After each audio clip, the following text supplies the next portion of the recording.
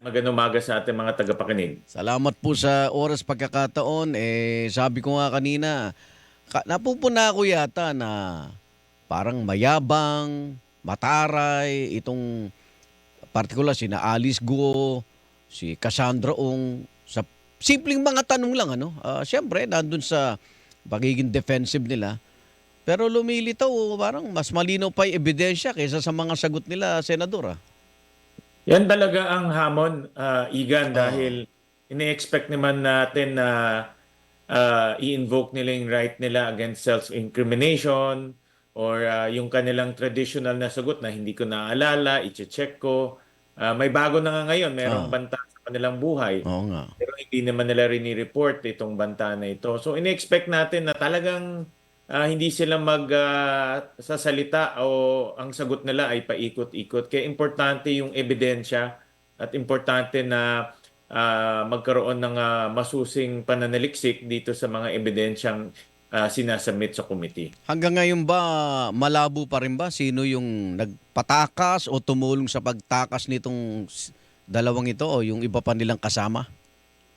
Insofar as itong pagtakas, ako personally, hindi pa rin akong solve dito sa kwento niyang nagbarko at walang tumulong sa kanya. Hmm. Dahil parang lumalabas, napakadaling tumakas sa ating bansa. Oo. At kung susundan natin yung kanyang storya, ang nagpatakas pa sa kanya o tumulong para sa kanyang pagtakas ay isang dayuhan, isang foreigner. Na may limang Kaya passport. ganun bang kasimple na lang na kahit dayuhan kayang kumuha ng yate at kunin sila ng walang nakakaalam at lumabas ng ating bansa. Parang napakadali kung tutuusin. Mhm.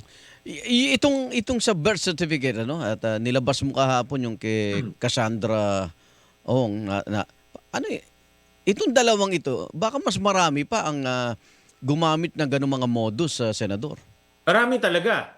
Igan, yan yung nakakatakot ngayon dahil imagine mo kay Go Huaping talagang kitang-kita natin na peke yung impormasyon na inilagay nila sa birth certificate. Oo. Ang nakakatakot dito, nanalong bilang mayor at wala nang limitasyon yan. Pwede siyang tumakbo ng congressman, ng governor o mas mataas pa.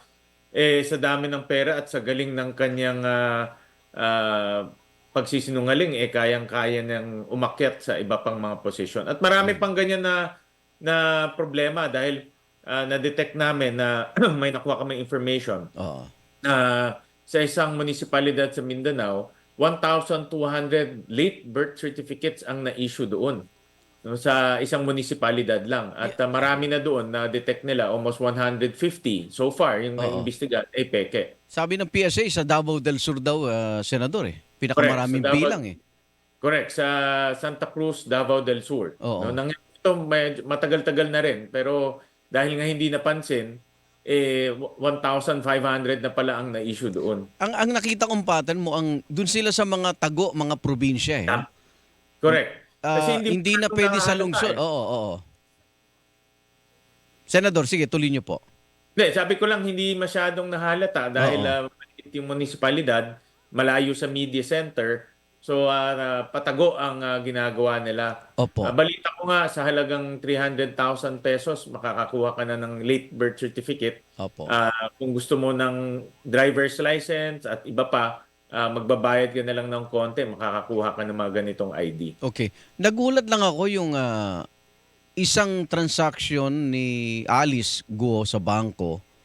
Paano nakapag-withdraw ng bilyong pisong halaga? Gayong, 'di ba sa batas parang agad na ire-report ng bangko to sa AMLAC Tama ka. Bakit ganon? Pati ba sa AMLAC nalusutan o paano to, senador? Ang kwento sa amin ng AMLAC ay tama ka, no? Tayo, pag nagde-deposit tayo more than Oo. 500,000, tatanungin ka na kaagad, saan galing to? Mm. Mag-fill ka ng form Mm. para masigurado na yung pinagkukunan natin ng pera ay lehitimo, Mm. legitimate siya. Mm. Pero ito nakakapagtaka dahil ang laki ng perang pumasok, 1.9 billion pesos in 2018. Oo. At ngayon lang na-detect after pumutok na itong issue na ito. Oo. At ngayon lang naimbestigahan. Kaya nakakapagtaka paano ganito kalaking perang pumapasok. Yung cash ngang pumasok sa account ni Alice Guo ay 600 million pero hindi naman nai-report sa AMLAC. Kaya meron din pagkukulang yung bangko sa pagko-comply ng mga Ano requirements. to, bangko sa probinsya rin? Yun ang tinitignan pa namin ngayon. Pero iba-ibang bangko eh. Nakita namin kay Alice Go, halos 30 plus bank accounts meron siya eh. Kaya ang daming accounts na nakita. Meron sa probinsya rin at meron rin dito. Parang sa dating din ng inquiry, Senador, napansin ko na ang kumikilos talaga sa kanya pera eh, no? Pera Lahat talaga. sa galaw sa kaliwa, galaw sa kanan, parang ang sarap ng buhay niya eh. Lahat ng problema niya may solusyon dahil sa pera niya. At makikita rin natin yung kanyang marangyang pamumuhay kasi kahapon lumabas sa committee Oo. na meron pala siyang balak bumili ng rest house Yun nga, sa oo. Bangko, yung Alpha Land. Na mahal, alam natin, Yes. exclusive yun, no? So meron siyang share sa Balisin which is exclusive rin yung beach club at ito bibili siya ng bahay. Kaya makikita mo yung kanyang pamumuhay na hindi yung kanyang sinasabi, simple lang siya, lumaki sa farm. Hindi totoo yan dahil nakakabili siya ng bahay na mag-aara sa Baguio at meron siyang mga ah, share sa Balisin. Kinakabahan ako sa kanilang ano eh. Nakikita kong movement, no? Body movement, language, ganyan. Parang tiwala silang malulusutan nito, Senador. Hindi ka ba nababahala doon?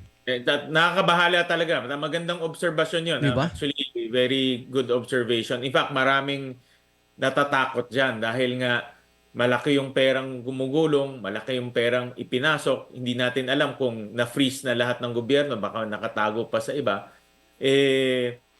Kaya niyang pagalawin yung kanyang pera. Oo. No? At yan ang kailangan talagang bantayan. Yan ang importante yan na dapat bantayan. Baka sa huli lumitaw na sila'y lehitimong negosyante lang at nag-invest sa Pogo at kumita naman. So anong masasabing pagkakamali roon, di ba?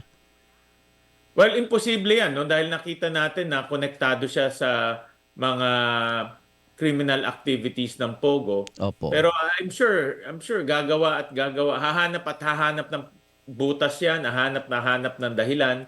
At pagdating ng trial sa korte, I'm sure, gagawin nilang lahat para depensahan yung kanilang sarili. At nakakalungkot na realidad, Senador Gatchalian, kasangkot sa krimen nila ay gobyerno. Yung kahinaan ng gobyerno at sa issue ng korupsyon. Tama, kasi hindi naman niya makukuha yung kanyang peking birth certificate kung hindi naman may kasabwat sa loob. Mm-mm. Mahigpit naman ang pagkukuha ng late birth certificate pero in the case dito ni Go Huaping hindi walang supporting documents, Mm-mm. walang personal appearance. Kaya kumbaga binigyan na lang ng birth certificate na peke at nagamit niya ito sa maraming transaksyon. Kasama na dito pagbibili ng lupa at pagtakbo bilang alkalde. Bahagi ba ng inquiry yung paghihigpit na sa mga umiiral nating sistema? Kasi napakadali na pinakita ni Alice no na makakuha ng kung ano-anong certificate, clearance, pati yung sa notaryo, palalabasing nasa Pilipinas kahit wala, pero pirmado niya. Tama. Isa pa yan, no? Makikita mo na wala siya, klarong-klaro, wala siya dito sa Pilipinas, klarong-klaro, nag-utos lang siya Oo. para panotaryahan yung kanyang counter affidavit, pero nagawa rin niya. Kaya No? nga. Kaya hindi ako naniniwala na, kasi sabi nung abogado, libre lang, pro bono. Hindi ako Ay, naniniwala. hindi. Diba? Hindi mo naman isasalang-alang yung career mo, yung pagkaabogado mo para sa simpleng ganyan, no? Simpleng Mhm. pagnotaryo. Na alam mo namang iniimbestigahan siya sa Senado, di ba? Oo nga. Correct, Oo. correct. Dapat lalo kang mag-ingat dahil lahat nga, pati ultimo bata nga alam kung sino si Alice Guo. Oo, oo. At yung bakit sa dinami-dami ng ika nga hihinga mo ng lagda, sa suwal pa. Correct. Oo. Correct, correct. Kaya nga ano kaya nga maraming katanungan sa totoo lang at marami ring sumasabit dito along the way So dahil nga sa tagal dahil nito, nga dito sa pera. sa tagal nito, Senador, matatapos na ba ang hearing ng Senado? May nakita na ba? May mga conclusion na ba kayo? Committee report na ganyan para malaman na ng publiko? Yung very clear na sa amin kung ano yung mga batas na dapat irekomendang ayusin, ano yung mga policy ang dapat ayusin rin. For example nga, yung pag-aayos nitong registration ng late birth certificate, yung buong birth certificate system natin dapat ayusin. Importante rin na isa sa mga lumabas dito sa hearing na ito, yung pag-ban ng Pogo. Pero maglalabas rin kami ng batas para i-ban ang Pogo. Kaya ito yung mga legislative recommendation at patapos na dito sa Tarlac yung Okay. aming investigasyon at bubuksan naman ngayon yun sa PORA. Okay. Doon sa banta ng buhay niya, may nababanggit ang ating mga kinaukulan na dating PNP chief na monthly payola ni Alice, hindi kaya nanggagaling sa lokal yung banta, Senador? Hindi very clear sa akin yung statement na yan. Okay. Binigay yan kahapon ng PAGCOR. Oo. At wala kasing pangalan at detalye. At siya mismo sinabi niya na ito ay parang raw information. Parang hilaw pa yung information. Bine-verify pa nila. Bine-verify pa. Kung wala pang verification, mahirap mag-komento Yes. at mahirap naman mag-ano dahil wala pang verification. Oo. Pero yung Bamban tsaka Porac, malinaw na yung connection nila. Dito sa Porac and Bamban, malinaw na merong kinalaman yung mga personalidad dyan tulad ni Alice Guo. At ang kinaklaro na lang namin at ayaw niya sabihin yung pinanggalingan ng pera na pumasok. Opo. Pero definitely may perang napakalaking pumasok, bilyon ang pumasok dito. Opo. At kinukuha nilang namin, kung hindi namin makukuha sa kanya, definitely makukuha namin sa AMLAC at sa NBI. Paano natin mababa ng Pogo? Ngayon pa lang iba na ang pangalan.